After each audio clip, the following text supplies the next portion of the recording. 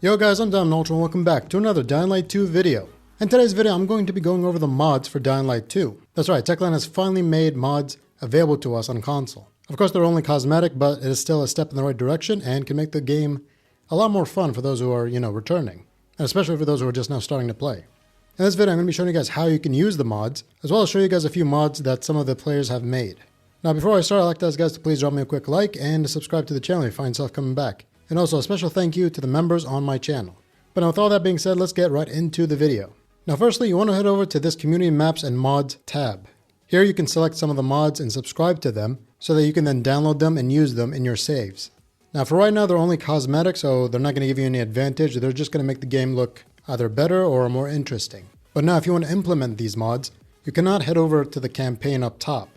Like, do not go to continue campaign. What you want to do instead is head over to campaign right here. And then when you go here, you want to make sure you have mods on. Next, you want to select the mods that you want to run. You can only run 5 mods at a time. And once you've selected all the mods you want to use, you can then start up the save that you want to play. So anyways, that's how you can start up your save with the mods. But now what are the mods that are currently available? Well, the first one we're going to be looking at is DL1 Style Volatile, made by Rukave01, or Rukav, sorry if I mispronounced that. But anyways, what this mod does is bring back the Dying Light 1 Volatile. Now something to keep in mind is that you will not find every single Volatile with this skin. It's by chance. Sometimes you'll see them with this, and sometimes you'll see the original ones for Dying Light 2. But now when you see them, they are a bit more menacing. Like, I do love the, kind of red flesh, because it does look a lot more terrifying and a lot more better in my opinion. However, if I had to rate the skin, I would say, maybe a 6. Like, it could have been better. Like, a few more details could have been added. I mean, it's still a pretty cool mod to use, but it could use some improvements. Like, the chest still looks, like the normal Volatile, and there are still some, features that are missing. But overall, not a bad mod to use if you want to have some fun and play Dying Light 2 as if it's Dying Light 1. But now moving on to another mod, we have BrighterVolatile Eyes by the Anomaly 762. This one does exactly what it says. It makes the Volatile's eyes a lot more brighter. And you're trying to be immersive or, maybe shoot a cool little cinematic cutscene or something, this could be cool. The Volatile eyes are very visible. However, if you do use your survivor sense, it's kind of hard to tell. So yeah, in my opinion, it isn't anything crazy, but it is still a pretty cool mod to have if you want the knights to be a little more terrifying. But next we got the Volatile Reskin, Evolution 1. This one's also by the Anomaly 762, and it makes the Volatiles a little more bloody. This is also a pretty cool one actually. Like, I would have preferred more blood, or if he was able to, make their mouths bleed a bit, or have blood like dripping from them, it would make it a lot more terrifying. However, I do like the detail of having their hands being bloody, as if they've been, attacking or eating someone. But, there could be a few more improvements. And once again, this isn't for all the Volatiles, only for some of them that you might encounter. So it's by chance that you'll actually see this. And the last Volatile skin, we have the Volatile Reskin, Evolution 2. This one's also made by the Anomaly 762.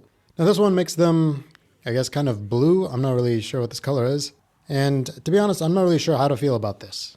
It is a new skin, but I don't know, it just doesn't really sit well with me. But if you guys want more variety, then you can use the skin as well. But me personally, it's not my thing. Now next, let's go over some environment mods. The first one we have is EnviroTix by Paul Q, or Paul3LEQ. This mod enhances the visuals of certain things in the Dying Light 2 world. For example, everything that you use to traverse in Dying Light 2. The monkey bars, the zip lines, poles, like pretty much everything you use to traverse. They're no longer colored yellow, and sort of like fit in with the world, which for me is something I like. Like, I love being able to go through the world without like these bright yellow textures that pretty much say, hey, you can climb this or you can use this. Like, it makes the world feel a lot more alive in a way. However, I would like, some of the things to be, colored differently. Like these bags right here, instead of just being, gray, I would have liked it to, be brown and the tape being, white or something. Something to make it look a little more realistic. So yeah, the mod isn't a bad idea, but it could use some improvements. But on the next mod we have is the BrainRoss posters and adverts. This one's actually really cool and funny. The creator is ProAimer228, and what this mod does is that it changes the posters in Dying Light 2 to something else. Like right here we have some, brain rot posters. It's like some, AI made images. And in my opinion, this has like a lot of great potential. Like, for example, maybe making a YouTuber kind of poster, like a subscribe button or a leave a like, or heck, if you guys even made one for me, having, my image and stuff in there, I would play it. Like, I would use it, I mean.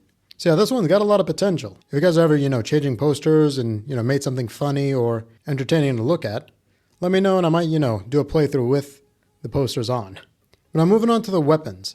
The first mod we have is Valkyrie for the PK Crossbow.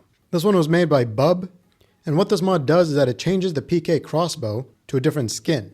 And let me tell you, this skin looks amazing. It looks so cool. Like, honestly, this might be my favorite skin for any crossbow. Although I wish, you know, he would have made a skin for like the Anubis crossbow or any other crossbow, but you probably can't do it because, you know, it's a bundle weapon. But either way, this skin is amazing. And he also made it, you know, as a submission for the visual mod contest. So best of luck. But yeah, anyways, it's, you know, probably one of my favorite skins in the game. Like, honestly, I might rock the PK Crossbow just to use this skin and have some fun. Like, there's so many details to this, like even the canister. So yeah, overall, this mod is pretty cool. But now next, we got the Silencer Pistol, Red and Amp. This one's a black pixel camouflage. It's made by Black Juice, and what this does is that it changes the skin of the silenced pistol. Now, me, I'm a big fan of red, I'm a big fan of black. However, I don't think the, you know, gold or whatever this color is, the yellow, really goes with this weapon. Like me personally, I would have gone with like, you know, just red and black. But yeah, it's a cool idea, but, you know, could use some improvements as well.